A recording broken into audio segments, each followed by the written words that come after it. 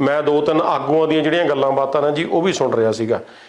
ਉਹਨਾਂ ਨੇ ਵੀ ਜਿਹੜੀ ਆਪਾਂ ਹੁਣ ਅੱਜ ਡਿਸਕਸ਼ਨ ਕਰ ਰਹੇ ਆ ਨਾ, ਸੋ ਉਹਨਾਂ ਨੇ ਵੀ ਇਹ ਗੱਲਾਂ ਬਾਤਾਂ ਕਹਿਣੀਆਂ ਸ਼ੁਰੂ ਕਰਤੀਆਂ ਨੇ ਆਲਰੇਡੀ ਕਿ ਜੀ ਨਹੀਂ ਇੰਨਾ ਸੌਖਾ ਰਾਹ ਨਹੀਂ ਹੈਗਾ, ਇਹ ਹਜੇ ਬੜਾ ਲੰਮਾ ਚੱਲੇਗਾ ਸੰਘਰਸ਼, ਇੰਨੀ ਛੇਤੀ ਇਹ ਡਿਸੀਜ਼ਨ ਇਹਨਾਂ ਨੇ ਨਹੀਂ ਲੈਣਾ ਹੈਗਾ। ਸੋ ਬੜਾ ਇਹ ਇੱਕ ਕ੍ਰਿਟੀਕਲ ਟਾਈਮ ਆ ਜੀ। ਇਸ ਚੀਜ਼ ਨੂੰ ਕਈ ਵਾਰ ਆਪਾਂ ਨਾ ਦੂਸਰੇ ਪਾਸੇ ਨੂੰ ਲੈ ਜਾਂਦੇ ਹਾਂ ਵੀ ਸ਼ਾਇਦ ਮੇ ਵੀ ਜਿਹੜੀ ਨੈਗੇਟਿਵ ਗੱਲ ਆ ਉਹ ਕੀਤੀ ਜਾਂਦੀ ਹੈ। ਨੈਗੇਟਿਵ ਨਹੀਂ, ਇੱਕ ਪੋਜ਼ਿਟਿਵ ਗੱਲ ਆ, ਕਿਉਂਕਿ ਸਾਨੂੰ ਆਉਣ ਵਾਲਾ ਫਿਊਚਰ ਵੀ ਨਾਲ ਸੋਚ ਕੇ ਚੱਲਣਾ ਪਊਗਾ, ਕਿਉਂਕਿ ਕਿਸ ਤਰ੍ਹਾਂ ਦੇ ਹਾਲਾਤ ਚੱਲ ਰਹੇ ਨੇ, ਕਿਸ ਤਰ੍ਹਾਂ ਦੇ ਨਾਲ ਉੱਥੇ ਜਿਹੜਾ ਮੌਸਮ ਆ ਰਾਈਟ ਨਾਓ ਹੈਗਾ, ਕਿਸ ਤਰ੍ਹਾਂ ਦੇ ਨਾਲ ਹਰ ਰੋਜ਼ ਉੱਥੇ ਜਿਹੜੀਆਂ ਹੈਗੀਆਂ ਨੇ ਮੌਤਾਂ ਹੋ ਰਹੀਆਂ ਨੇ, ਔਰ ਸੈਕਿੰਡ ਇੱਕ ਖੁਦਕੁਸ਼ੀ ਦੀ ਘਟਨਾ ਹੋਰ ਵਾਪਰ ਗਈ ਆ।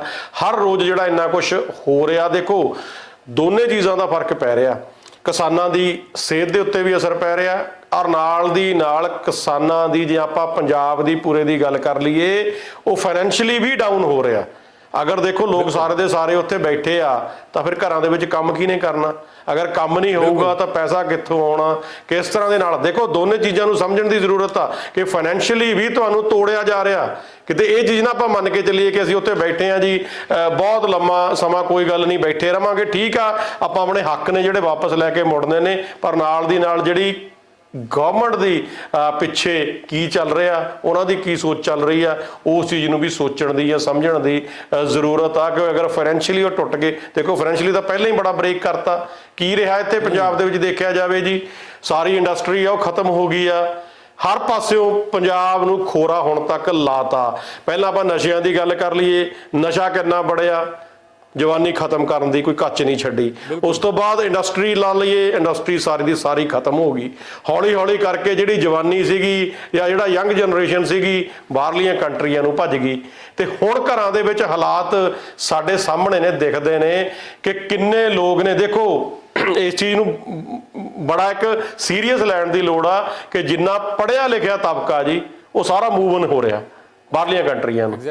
ਠੀਕ ਆ, ਤੇ ਫਿਰ ਕੱਲ ਨੂੰ ਅਸੀਂ ਪੰਜਾਬ ਦੇ ਵਿੱਚ ਕਿਸ ਤਰੀਕੇ ਦੇ ਨਾਲ, ਇਹ ਹਰ ਤਰੀਕੇ ਦੇ ਨਾਲ ਪੰਜਾਬ ਨੂੰ ਤੋੜਨ ਦੀ ਜਿਹੜੀ ਕੋਸ਼ਿਸ਼ ਆ ਉਹ ਕੀਤੀ ਜਾ ਰਹੀ ਆ, ਤੇ ਉਹਨੂੰ ਵੀ ਨਾਲ ਪੈਰਲਲ ਮੰਨ ਕੇ ਚੱਲਣਾ ਪਊਗਾ ਕਿਤੇ ਨਾ ਕਿਤੇ ਸਾਨੂੰ, ਕਿ ਇਹਦਾ ਅਸੀਂ ਤੋੜ ਕੀ ਚੱਲਣਾ ਪਏਗਾ। ਦੇਖੋ ਆਪਣੀ ਇਕਨੋਮੀ ਵੈਸੇ ਹੀ ਬਹੁਤ ਜ਼ਿਆਦਾ ਜਿਹੜੀ ਹੈ ਪਟੜੀ ਤੋਂ ਹੇਠਾਂ ਲੱਥੀ ਹੋਈ ਹੈ। ਬਿਲਕੁਲ ਬਿਲਕੁਲ ਆਪਣੀ ਡਾਊਨ ਹੈ। ਕੋਵਿਡ ਨੇ ਰਹਿੰਦੀ ਕਸਰ ਜਿਹੜੀ ਹੈ ਉਹ ਪੂਰੀ ਕਰ ਦਿੱਤੀ, ਉਹ ਪੂਰੀ ਕਰਤੀ। ਬਿਲਕੁਲ ਜਿਸ ਤਰੀਕੇ ਦੇ ਨਾਲ ਸਾਡਾ ਅੰਦੋਲਨ ਚੱਲ ਰਿਹਾ ਹੈਗਾ ਵੱਡੇ ਪੈਮਾਨੇ ਤੇ, ਜਿੰਨੇ ਵੀ ਜ਼ਮੀਂਦਾਰ ਨੇ, ਕਿਸਾਨ ਨੇ, ਉਹ ਸਾਰੇ ਉੱਥੇ ਬੈਠੇ ਆ। ਪਿੱਛੋਂ ਘਰ-ਬਾਰ ਜਿਹੜਾ ਹੈ ਘਰ ਦੇ ਬਹੁਤ ਔਖੇ ਸਾਂਭ ਰਹੇ ਆ। ਇੱਥੇ ਵੀ ਦਿੱਕਤ ਹੈ, ਉਸ ਫਰੰਟ ਤੇ ਵੀ ਦਿੱਕਤ ਹੈ, ਕਿਉਂਕਿ ਉੱਥੇ ਸਰਕਾਰ ਜਿਹੜੀ ਹੈ ਇਹਨਾਂ ਦੀਆਂ ਮੰਗਾਂ ਮੰਦੀ ਦਿਖਾਈ ਨਹੀਂ ਦੇ ਰਹੀ। ਆਉਣ ਵਾਲੇ ਸਮੇਂ ਦੇ ਵਿੱਚ ਦੂਰ ਦੂਰ ਤੱਕ ਇਹ ਨਹੀਂ ਲੱਗ ਰਿਹਾ ਕਿ ਇਹਨਾਂ ਨੂੰ ਇਹਨਾਂ ਦੇ ਹੱਕ ਜਲਦੀ ਮਿਲ ਜਾਣਗੇ। ਦੂਜੇ ਪਾਸੇ ਘਰਾਂ ਦੇ ਵਿੱਚ ਜਿਹੜੀਆਂ ਲੋੜਾਂ ਹੁੰਦੀਆਂ ਉਹ ਪੂਰੀਆਂ ਨਹੀਂ ਹੋ ਪਾਉਣਗੀਆਂ ਉਸੇ ਤਰੀਕੇ ਦੇ ਨਾਲ। ਬਹੁਤ ਸਾਰੇ ਕੰਮ ਹੁੰਦੇ ਜਿਹੜੇ ਨਹੀਂ ਹੋ ਪਾ ਰਹੇ, ਠੀਕ ਹੈ ਕੋਈ ਗੱਲ ਨਹੀਂ, ਪਰ ਜਿਹੜੇ ਆਉਣ ਵਾਲੀ ਜਨਰੇਸ਼ਨ ਲਈ ਕੰਮ ਕਰਨਾ ਪਏਗਾ। ਪਰ ਇੱਥੇ ਸਭ ਤੋਂ ਵੱਡਾ ਪੁਆਇੰਟ ਇਹ ਹੈਗਾ ਕਿਤੇ ਨਾ ਕਿਤੇ ਕਿਸਾਨ ਜਥੇਬੰਦੀਆਂ ਨੂੰ ਹੁਣ ਇਹ ਇਸ ਪੁਆਇੰਟ ਦੇ ਉੱਪਰ ਆ ਕੇ ਇਹ ਸਮਝਣਾ ਪਏਗਾ ਕਿ ਅਗਰ ਉਹਨਾਂ ਨੇ ਇਸ ਅੰਦੋਲਨ ਨੂੰ ਹੋਰ ਅੱਗੇ ਲੈ ਕੇ ਜਾਣਾ ਹੈ ਤੇ ਉਹ ਕਿਸ ਤਰੀਕੇ ਨਾਲ ਲੈ ਕੇ ਜਾਣਗੀਆਂ। ਦੇਖੋ ਤੁਸੀਂ ਭੁੱਖ ਹੜਤਾਲ ਕਰ ਲਈ, ਤੁਸੀਂ ਟੋਲ ਪਲਾਜ਼ਾ ਵਾਲਾ ਕਰ ਲਿਆ, ਅਗਰ ਇਹ ਸਿਸਟਮ ਤੁਸੀਂ ਰੋਜ਼ ਕੁਛ ਨਾ ਕੁਛ ਐਕਸ਼ਨਸ ਤੁਸੀਂ ਕਾਲ ਦਿੰਦੇ ਰਹੋਗੇ ਹੁੰਦਾ ਰਹੇਗਾ, ਪਰ ਕਦੋਂ ਤੱਕ ਇਹਨਾਂ ਦਾ ਰਿਜ਼ਲਟ ਓਰੀਐਂਟਡ ਕੰਮ ਕਦੋਂ ਤੱਕ ਹੋ ਪਾਏਗਾ? ਕਿਉਂਕਿ ਰਿਜ਼ਲਟ ਨਹੀਂ ਆ ਰਿਹਾ, ਨਹੀਂ ਆਂਦਾ ਦਿਖਾਈ ਦੇ ਰਿਹਾ, ਕਿਉਂਕਿ ਸਰਕਾਰ ਕਹਿੰਦੀ ਹੈ ਮੁਲਕ ਦਾ 1% ਵੀ ਕਿਸਾਨ ਸੜਕ ਦੇ ਉੱਪਰ ਨਹੀਂ ਹੈ। ਜੇ 1% ਵੀ ਕਿਸਾਨ ਜਿਹੜਾ ਸੜਕ ਦੇ ਉੱਪਰ ਨਹੀਂ ਹੈ ਤੇ ਉਸ ਨੂੰ ਕੋਈ ਵੀ ਸਰਕਾਰ ਸੀਰੀਅਸਲੀ ਨਹੀਂ ਲੇਗੀ, ਭਾਵੇਂ ਤੁਸੀਂ ਭਾਰਤ ਸਰਕਾਰ ਕੋ ਜਾਂ ਕਿਸੇ ਦੁਨੀਆ ਦੀ ਕਿਸੇ ਸਰਕਾਰ ਦੀ ਗੱਲ ਕਰ ਲਓ।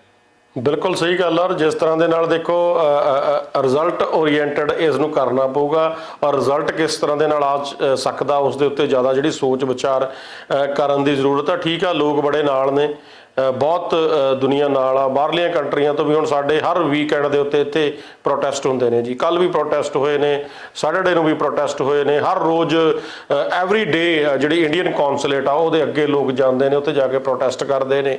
ਪਰ ਗੱਲ ਤਾਂ ਇਹ ਆ ਕਿ ਰਿਜ਼ਲਟ ਹੁਣ ਇੱਥੇ ਵੀ ਪ੍ਰੋਟੈਸਟ ਹੁੰਦੇ ਨੇ ਕਿ ਉਸ ਚੀਜ਼ ਦਾ ਅਸਰ ਕਿੰਨਾ ਕੁ ਪੈ ਰਿਹਾ ਜੀ। ਇੱਕ ਹੋਰ ਗੱਲ, ਕਿਉਂਕਿ ਤੁਸੀਂ ਬਾਹਰ ਦੀ ਗੱਲ ਕੀਤੀ ਹੈ, ਤੁਸੀਂ ਬਾਹਰ ਕੈਨੇਡਾ ਦੇ ਵਿੱਚ ਬੈਠੇ ਹੋਏ ਹੋ, ਕੈਨੇਡਾ, ਅਮਰੀਕਾ, ਪੂਰੀ ਦੁਨੀਆ ਦੇ ਵਿੱਚ ਹਰ ਜਗ੍ਹਾ ਦੇ ਉੱਪਰ ਜਿਹੜੇ ਪ੍ਰੋਟੈਸਟ ਹੋ ਰਹੇ, ਪੰਜਾਬੀ ਭਾਈਚਾਰਾ ਜਿਹੜੇ ਸਾਡੇ ਭਾਰਤੀ ਨੇ ਜਿਹੜੇ ਇਸ ਚੀਜ਼ ਦੇ ਨਾਲ ਜਿਹੜਾ ਹੈ ਕਿਤੇ ਨਾ ਕਿਤੇ ਇਤਫਾਕ ਰੱਖਦੇ ਨੇ ਤੇ ਸੁਹਿਰਦ ਹੈਗੇ ਨੇ ਤੇ ਉਹ ਪ੍ਰੋਟੈਸਟ ਕਰ ਰਹੇ ਨੇ। ਹੁਣ ਕਿਸਾਨ ਜਥੇਬੰਦੀਆਂ ਜਿਹੜੀਆਂ ਨੇ ਉਹਨਾਂ ਦੇ ਆਗੂ ਮੰਚ ਤੋਂ ਜਿਹੜਾ ਹੈ ਉਹ ਕਹਿ ਰਹੇ ਨੇ ਕਿ ਕੇਂਦਰ ਸਰਕਾਰ ਨੇ ਨਵਾਂ ਫਰਮਾਨ ਜਾਰੀ ਕੀਤਾ।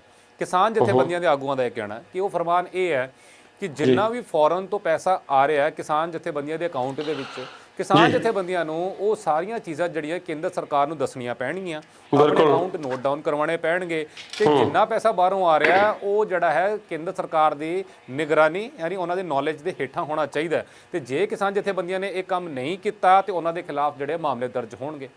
ਸੋ ਹੁਣ ਤੁਸੀਂ ਦੇਖੋ ਮਤਲਬ ਕਿ ਜਿਹੜੀ ਫੰਡਿੰਗ ਜਿਹੜੀ ਤੁਸੀਂ ਬਾਕੀ ਫੋਰਨ 'ਚ ਬੈਠੇ ਲੋਕ ਜਿਹੜੇ ਸਾਰੇ ਭੇਜ ਵੀ ਰਹੇ ਨੇ ਉਹ ਵੀ ਔਖੀ ਹੋ ਜਾਏਗੀ। ਸੋ ਲੋਕ ਜਿਹੜੇ ਨੇ ਕੱਲ ਜਿਹੜੇ ਇੱਥੇ ਸੰਘਰਸ਼ 'ਚ ਬੈਠੇ ਨੇ ਉਹ ਬਾਅਦ ਦੇ ਵਿੱਚ ਹੀ ਸਹੀ ਅੱਜ ਨਹੀਂ ਮਹੀਨੇ ਨੂੰ 1.5 ਮਹੀਨੇ ਨੂੰ ਕਿਸਾਨ ਜਥੇਬੰਦੀਆਂ ਦੇ ਇਹਨਾਂ ਆਗੂਆਂ ਤੋਂ ਪੁੱਛਣਗੇ, ਸਵਾਲ ਪੁੱਛਣਗੇ ਕਿ ਦੱਸੋ ਹੁਣ ਕੀ ਕਰਨਾ ਹੈ, ਤੁਸੀਂ ਕੀ ਕੀਤਾ, ਹੁਣ ਅੱਗੇ ਕਿੱਥੇ ਲੈ ਕੇ ਜਾਓਗੇ। ਅਸੀਂ ਤੁਹਾਡੀ ਕਾਲ ਦੇ ਉੱਪਰ ਆ ਕੇ ਤਾਂ ਬੈਠ ਗਏ, ਘਰ-ਬਾਰ ਛੱਡਿਆ ਹੋਇਆ, ਨੁਕਸਾਨ ਚੱਲ ਲਿਆ, ਪਰ ਹੁਣ ਅੱਗੇ ਕੀ? ਇਹ ਸਵਾਲ ਕੱਲ ਨੂੰ ਤਾਂ ਪੁੱਛਣਾ ਹੀ ਹਰ ਕਿਸੇ ਨੇ।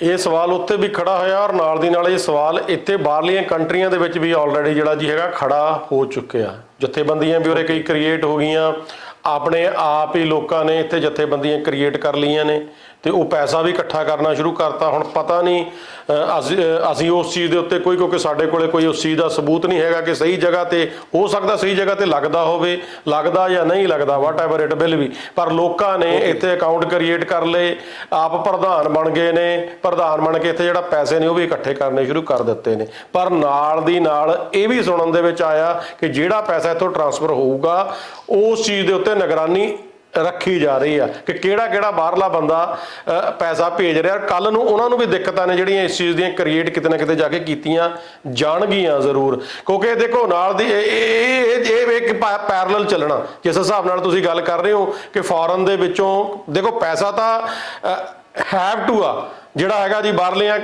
ਕੰਟਰੀਆਂ ਨੇ ਉਹ ਮਦਦ ਕਰਨ ਨੂੰ ਤਿਆਰ ਬੈਠੀਆਂ ਨੇ ਔਰ ਉਹਨਾਂ ਨੇ ਕੰਮ ਜਿਹੜੀ ਆਪਣਾ ਇਹ ਕਰਨਾ ਵੀ ਆ, ਜਿਹੜੀ ਹੈਲਪ ਕਰਨੀ ਵੀ ਆ। ਹੁਣ ਗੱਲ ਤਾਂ ਸਵਾਲ ਇਹ ਖੜਾ ਹੁੰਦਾ ਜਿੱਥੇ ਤਾਂ ਆ ਕੇ ਆਪਣੇ ਭੈਣ ਭਾਈਆਂ ਦੀ ਮਦਦ ਦੀ ਗੱਲ ਆ ਗਈ, ਕਿਉਂਕਿ ਉਹ ਵੀ ਸਾਡੇ ਭੈਣ ਭਾਈ ਨੇ, ਉਹ ਸਾਡੇ ਮਾਂ-ਬਾਪ ਨੇ ਜਿਨ੍ਹਾਂ ਦੀ ਅਸੀਂ ਹੈਲਪ ਕਰਨ ਨੂੰ ਫਿਰਦੇ ਆ।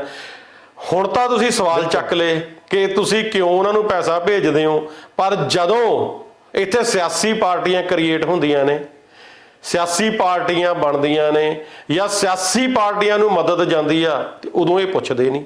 ਆਮ ਆਦਮੀ ਪਾਰਟੀ ਜਦੋਂ ਇੱਥੇ ਕ੍ਰੀਏਟ ਹੋਈ ਜੀ, ਇਨਵੈਸਟ ਕਰੋ ਆਪਣੇ ਸੂਬੇ 'ਚ, ਇਨਵੈਸਟ ਕਰੋ, ਬੀਇੰਗ ਇਨਵੈਸਟਰ ਇਨਵੈਸਟ ਕਰੋ ਤੁਸੀਂ।